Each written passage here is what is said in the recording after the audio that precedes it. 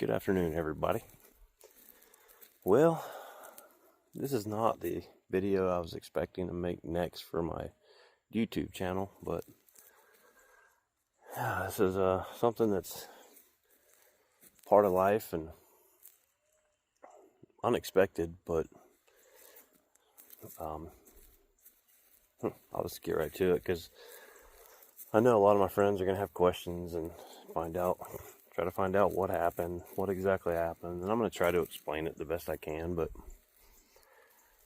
so everyone that knows me that I have 3 best friends, and those 3 best friends are Grady, Reagan, and Tanner, my 3 boxers.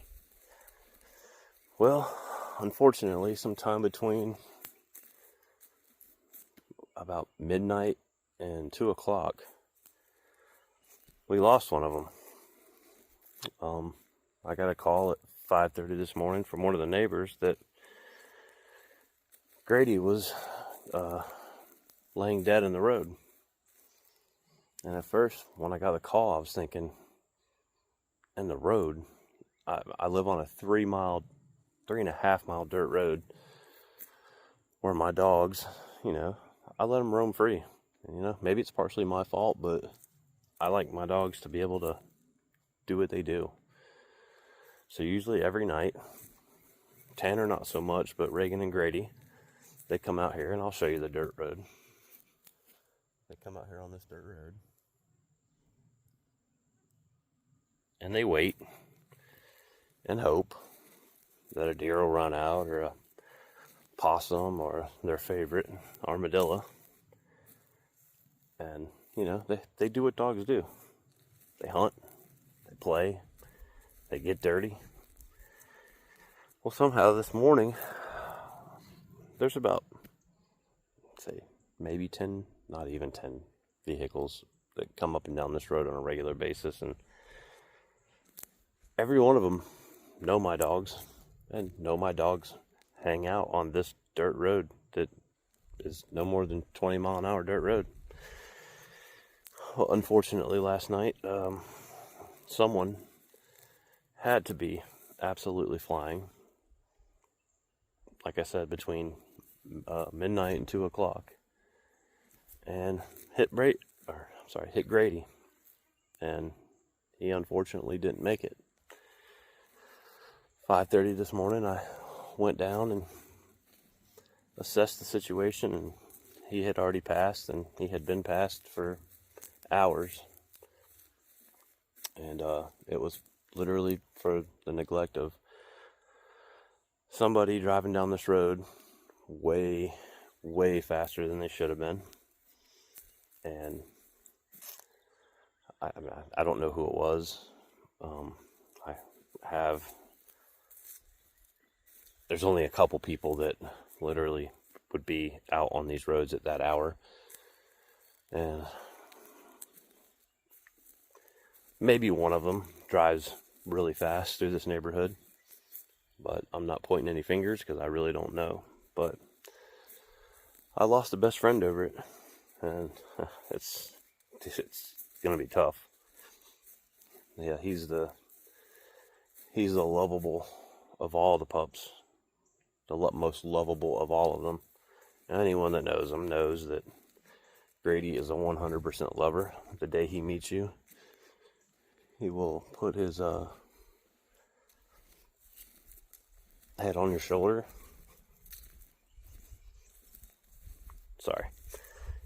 He'll put his head on your shoulder and hug you for an hour.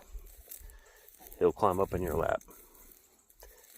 It's not like an old dog, Grady was just about to turn 3, but he won't make it to 3 now, unfortunately, because of some idiot. And when you have dogs, you have that expectation that someday their life is going to come to an end. But as your dog gets older, it's easier to accept that that's going to happen. But in this case, it's not. It's not easy to accept. He had a lot of life left, and maybe it's partially me to blame for it, but I'm not about pinning up my dogs or putting them on a chain or a lead, or they pretty much stay in the yard most of the day. They have their little things where Friday nights we have a fire and they sit out here at the road and they usher people in as people drive up and come into the neighborhood. They show them where to go. They show them how to get here. And Grady was the one that loved to do it the most.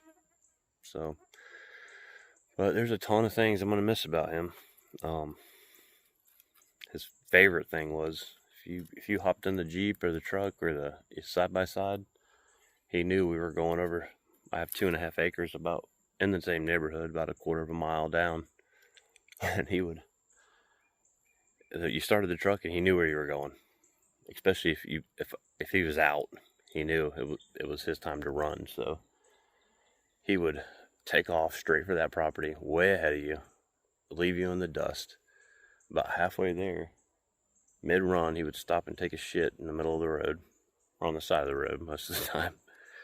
And he'd still beat you there, chase off all the squirrels, hang around till you got done doing what you were doing at the other property, and then he would, when he saw you walking back to the truck, he was back to doing the same thing. Straight up, full run all the way home, and he'd beat you there. But you would never see him until about 10 minutes later, after you got home and got in. He would come in the house, completely soaking wet because he would go all the way in the river to cool himself off, then usually roll in the sand on the way up to the house, come inside, plop on the couch, and dry out. And then when he dried out, all that sand was all over the couch, all over the floor. But I have so many just great memories, and everyone will too. But I figured I would make this video and share a few clips of Grady and his little howl that you could see his mouth moving. And you knew he was howling, but he didn't really howl. It was but anyway, before I get too emotional, I had to bury one of my best friends today at 5:30 this morning, and it's hard. So I'm gonna leave you with some cool clips of Grady and his little howl, and him and his brothers playing, and some cool stuff. But y'all say a prayer for the family, and we will catch you next time.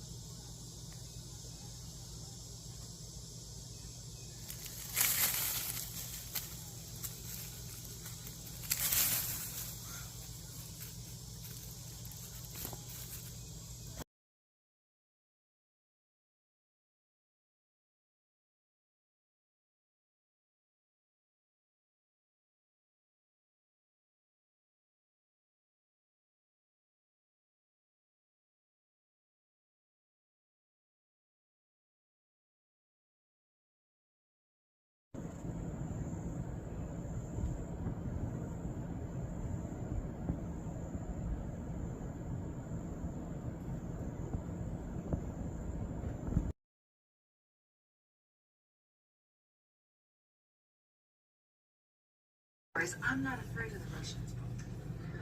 And they've got you right where they want you. We need to talk about what happened in the truck tonight. Oh, we don't need to talk about that. I'm just fine. You're just gonna pretend it didn't happen? What do you want me to say?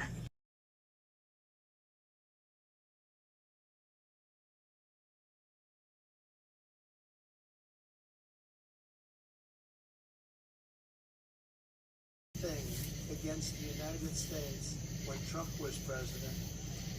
And perhaps most importantly, we are a nation that is no longer respected or listened to around the world. We are a nation that in many ways has become a joke.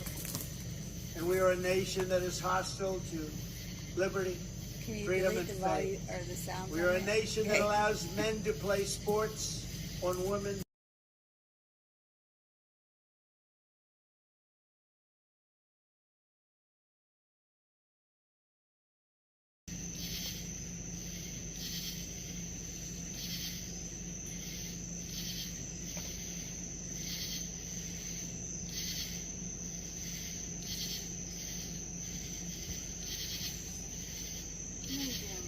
That ain't for you.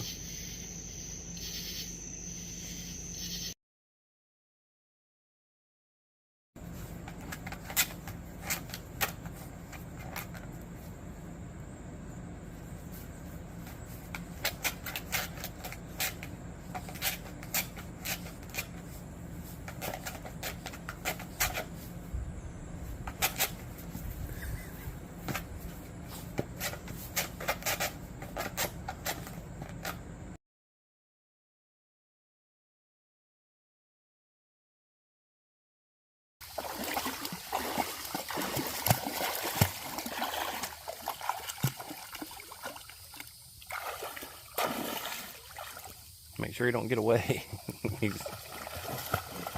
What are you doing, boy? Oh, you're falling.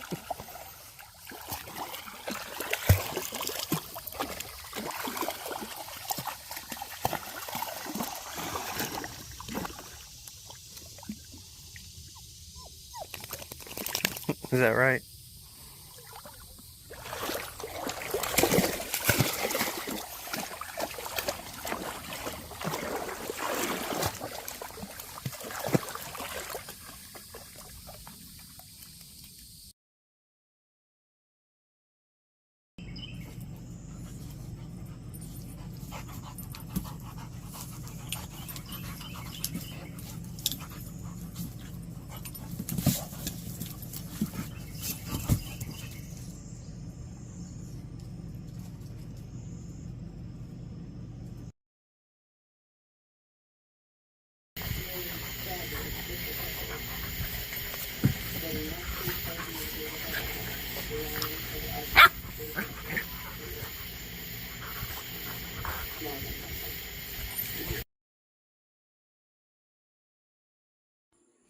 Well, I hope watching that made you guys smile the way it made me. We're gonna miss our baby Grady, but nothing will change the great memories we have with him. Thanks for watching. See you next time.